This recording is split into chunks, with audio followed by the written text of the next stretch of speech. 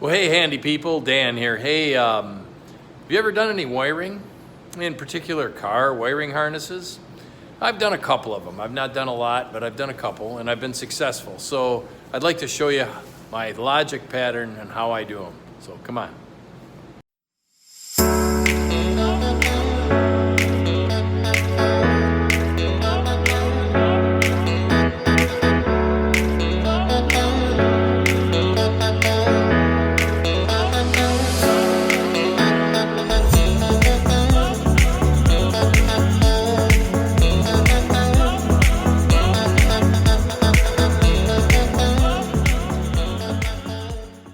Well, here's the basic tools I used.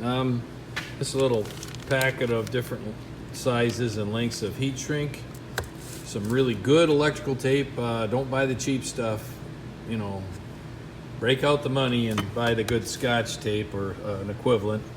A pair of snips. I find these helpful for cutting harnesses, wire, cable ties, and wire loom. That works real well. It's quick and easy. You know, razor knife, pair of wire crimpers in case you're using solderless crimping connections, which I prefer solder. I prefer to use this soldering iron and solder and then heat shrink them. That's my preferred way if I'm going to do a connection on an engine. But you can do it with the crimp style connectors as long as you get good ones. And this is just a pair of wire cutters, and this also strips like this does too, but I like these better. And then I use this to heat the heat shrink. It's just a little mini torch, little butane mini torch. And then this is handy for basically taking the soldering gun and just stick it in there. Now when I'm doing real fine stuff, I can use the mirror, and it's got a little light on it. It's a handy little thing I got at Harbor Freight, but you really only need this. And then solder and flux. So that's it. Not a lot of tools, and you get away with less. If you have less, you can still do it. But those are the tools. Well, let me start by saying, you know, anybody can do this. I think anybody can do it, but you have to be methodical, you have to be logical, and you have to be patient with yourself. Now, if you have a tough time and you know, tackling a multifaceted problem, it can get overwhelming. However, what I suggest is start by taking off the old harness, and I'll show you the direction, how I do it. So in an engine bay, the engine harness basically flows from this ECU box down below. It goes in that tray right there. And, sorry, I got stuff in the way.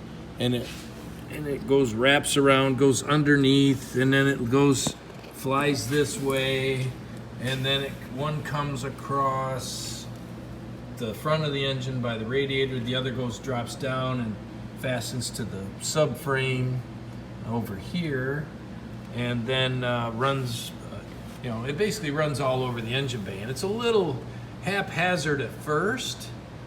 However, what I suggest is realize that all this wiring that you want to get connects to one harness, which runs from this side and terminates here and up here with the, you know, the coil plugs, which are easy to identify. Also, the injector plugs are easy to identify, and that comes off. And then this piece is a big plastic tray that lays on top of the transmission and goes to the back here and connects up with a couple of your different sensors that plug into it that go here to the back of the engine. Also the oxygen sensors that go to the exhaust plug into this as well. So there's a few things, and then there's a plug comes off that goes to the reverse light switch. And then one of the plugs comes up, and this goes to your math. And another plug comes up, and quite candidly, I don't remember where every plug goes, but I figure it out because the beauty of the Volvo system is it only plugs in. They've got plugs in male and female that only go together, which is pretty cool. But once you start, you get it all unplugged. You just take your time, and you're going to have to remove a lot of stuff. You can see in this engine bay, you know, I've got the intake manifold off, I've got the injector rail off, I've got all the hoses out. I don't have the radiator pack in there. I've got a lot of room to work, which is really nice. And you can't really do this without it. I also had to take that ECU box, which houses the ECU, out, and take this out, and you know, you got to pull this off. I like to get this, you know, this just basically pulls off, and you pop these two hoses off. This is where you put your windshield washer fluid. It pops off and then pulls up. And set that aside. Just get the place kind of cleaned up and empty.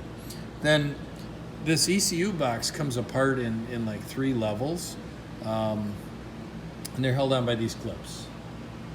And there's clips on the front and on the back, and usually on one side or the other, or just front and back, just depends.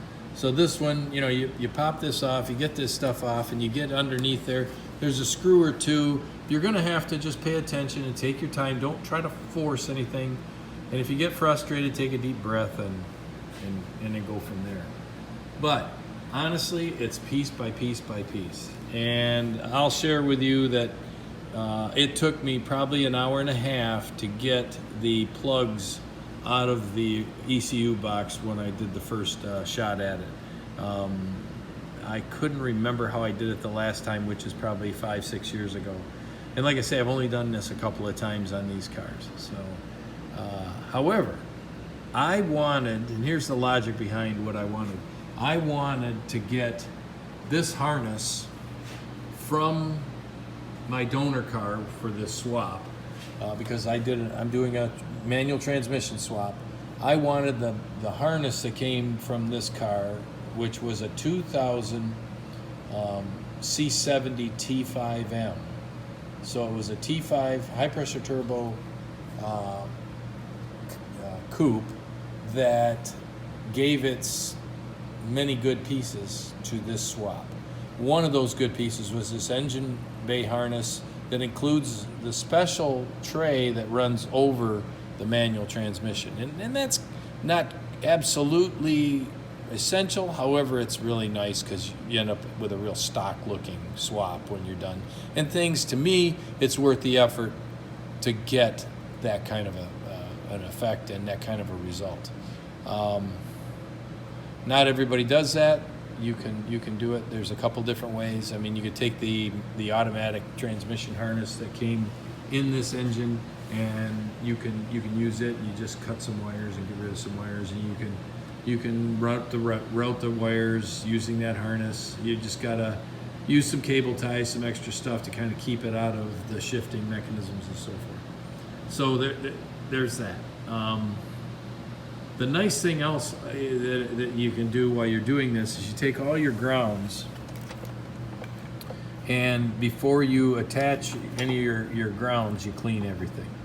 That's very important. And also the positive cables.